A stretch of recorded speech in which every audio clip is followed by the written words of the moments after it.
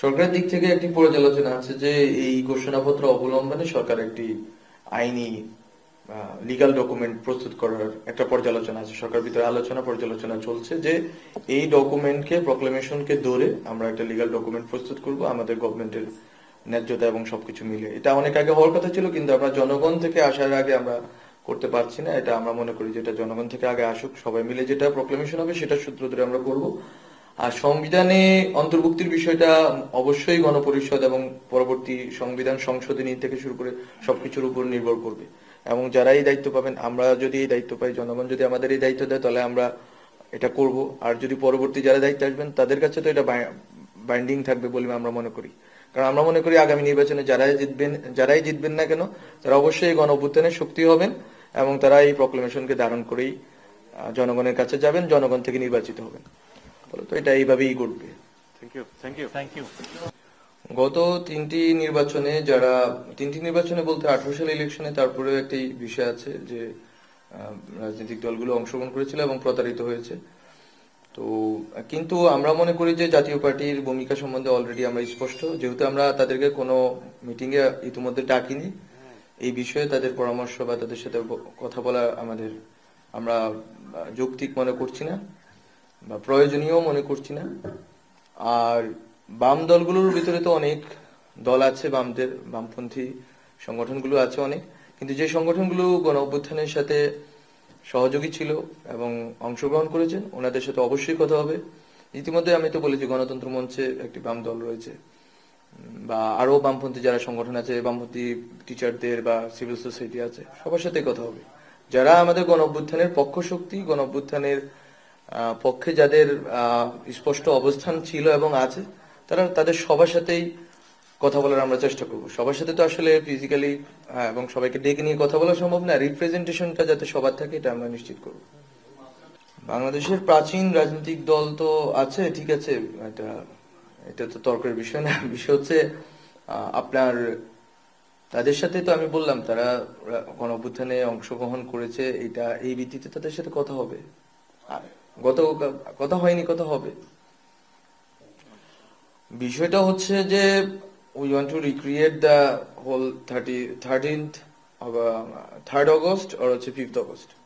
আমরা যদি চাই যে 3rd August-এ 5th August-এ আমরা যেভাবে কোনো ব্যানার ছাড়া জনগণ ঐক্যবদ্ধভাবে ছাত্রদের নেতৃত্বে উপস্থিত ছিল, সেম ঘটনাটা আমরা রিক্রিয়েট করতে চাচ্ছি, যেখানে আমরা আশা করি যে ডক্টর মোহাম্মদ ইউনূস স্যার এবং অন্যান্য যারা রাজনৈতিক দলের নেতৃত্ব আছেন সবাই উপস্থিত থাকবেন। ডক্টর মোহাম্মদ ইউনূস স্যার উনিও উপস্থিত থাকার সম্ভাবনা আছে। এটা মূলত 5 আগস্টে যদি আমরা থাকতাম, তাহলে স্টুডেন্টদের দিক থেকে আমরা যেটা পেয়েছি, 5 আগস্টে যদি আমরা থাকতাম, ওখানে যদি আমরা বিকালে ঘোষণাপত্র দিতাম বা এর 2 দিন পরে দিতাম, যেই মোমেন্টটা হয়তো ওই মোমেন্টটা আমরা ক্রিয়েট করতে চাচ্ছি। ফলে তো ওখানে ছাত্রদের নেতৃত্ব থাকবে, কিন্তু সব রাজনৈতিক দলের রিপ্রেজেন্টেশন থাকবে। ডক্টর মোহাম্মদ ইউনূস স্যার থেকে শুরু করে রাষ্ট্রের বিভিন্ন যারা দায়িত্বশীল আছেন, বিশেষ করে অ্যাডভাইজারি কাউন্সিলের অ্যাডভাইজার, ওনারাও থাকতে পারে। আপনারা আজকে মির্জা ফখরুল ইসলাম আলমগীর, বিএনপির মহাসচিব, ওনার বক্তব্য দেখেছেন। ওনার বক্তব্য দেখলে আপনারা বুঝতে পারবেন যে উনি ইতিবাচক আছেন। আমরা তো প্রক্লেমেশন নিয়ে কথা বলছি, সময় তো নেওয়াটা যৌক্তিক। ওনারা সময় নিতে পারেন, কিন্তু আমরা চাচ্ছি যে ওনারা সময় নিন, সেটা সমস্যা না, কিন্তু 2 পৃষ্ঠা বা 3 পৃষ্ঠার একটি বিষয়ে এবং এই জাতীয় গুরুত্বপূর্ণ বিষয় ওনাদের পর্যালোচনা যেরকম ভাবে, এটা একটা সীমিত কয়েকটা বাক্য, এট দ্য সেম টাইম এটা তো জাতীয় গুরুত্বপূর্ণ একটি ইস্যু, এটা এত বড় একটি অভ্যুত্থানের যেহেতু দলিল।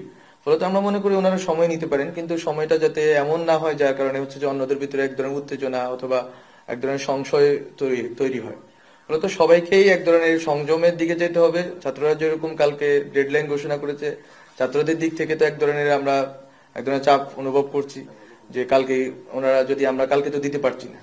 আবার বিএনপির জায়গা থেকে ওনাদের দাবিও যৌক্তিক যে ঠিক আছে, সময় লাগবে, ওনাদের একটু বোঝাপড়া দরকার আছে, অন্যান্য স্টেক হোল্ডারদের সাথে কথা বলা দরকার আছে।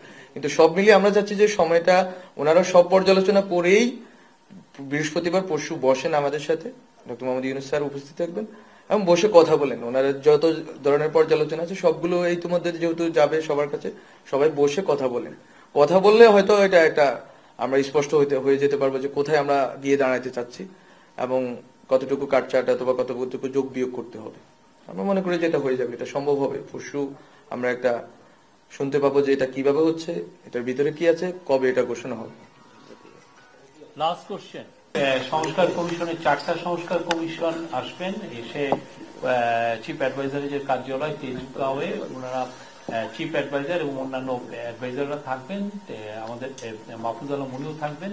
ওনাদের কাছে এইটা হ্যান্ড ওভার করবেন, করার পরে এটা নিয়ে একটু আলাপ হবে, পুরো জিনিসটা ওরা বলবেন যে কি কি ফাইন্ডিংস আছে, কি কি বিষয় আছে, বিশদ বর্ণনা থাকবে। থাকার পরে যেটা হবে যে 1:30 পর্যন্ত আমরা এক্সপেক্ট করছি এই মিটিংটা হবে।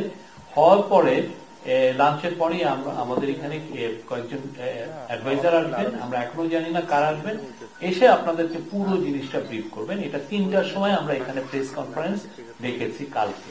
Thank you. থ্যাংক আমার একটা প্রশ্ন ছিল, ওখানে সিদ্ধান্ত হবে। ইউ। কমিশনের রিপোর্ট অ্যাটলিস্ট আপনি সামারি গুলো আপনারা পাবেন। হ্যাঁ, আমরা ফুলটা অবশ্যই যখন ডিসকাশন হবে যেটা পলিটিক্যাল পার্টির সাথে, সেটা ওইটা পলিটিক্যাল পার্টির সাথে হবে, বাট আপনার কি পয়েন্ট গুলো সেগুলো অবশ্যই আমরা আপনাদেরকে জানাবো। সংবিধান আমার ঘোষণাপত্র নিয়ে আমার একটা প্রশ্ন ছিল। আমি হাসিবুল্লাহ, কাজ করি এখন টেলিভিশনে। আমার প্রশ্ন হচ্ছে, জুলাই ঘোষণাপত্র এটা কি সংবিধানে লিপিবদ্ধ হবে কিনা, এবং সেটা যদি হয় সেটা কিভাবে, গণপরিষদ নির্বাচনের মাধ্যমে নাকি জাতীয় নির্বাচনের মাধ্যমে, যেটি নির্বাচিত সরকার এসে তারা লিপিবদ্ধ করবেন বা সন্নিবেশিত করবেন? সরকারের দিক থেকে একটি পর্যালোচনা আছে যে এই ঘোষণাপত্র অবলম্বনে সরকার একটি আইনি লিগ্যাল ডকুমেন্ট প্রস্তুত করার একটা পর্যালোচনা আছে। সরকার ভিতরে পর্যালোচনা চলছে যে এই ডকুমেন্টকে, প্রক্লেমেশনকে ধরে আমরা একটা লিগ্যাল ডকুমেন্ট প্রস্তুত করব আমাদের গভর্নমেন্টের ন্যায্যতা এবং সবকিছু মিলে। এটা অনেক আগে হওয়ার কথা ছিল, কিন্তু আমরা জনগণ থেকে আসার আগে আমরা করতে পারছি না। এটা আমরা মনে করি যেটা জনগণ থেকে আগে আসুক, সবাই মিলে যেটা প্রক্লেমেশন হবে সেটা সূত্র ধরে আমরা করব। আর সংবিধানে অন্তর্ভুক্তির বিষয়টা অবশ্যই গণপরিষদ এবং পরবর্তী সংবিধান সংশোধনী থেকে শুরু করে সবকিছুর উপর নির্ভর করবে।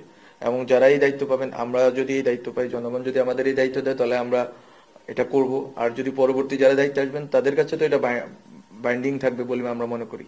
কারণ আমরা মনে করি আগামী নির্বাচনে যারাই জিতবেন না কেন, তারা অবশ্যই গণ অভ্যুত্থানের শক্তি হবেন এবং তারা এই প্রক্লেমেশনকে ধারণ করেই জনগণের কাছে যাবেন, জনগণ থেকে নির্বাচিত হবেন। তো এটা এইভাবেই ঘটবে। Thank you. Thank you. Thank you.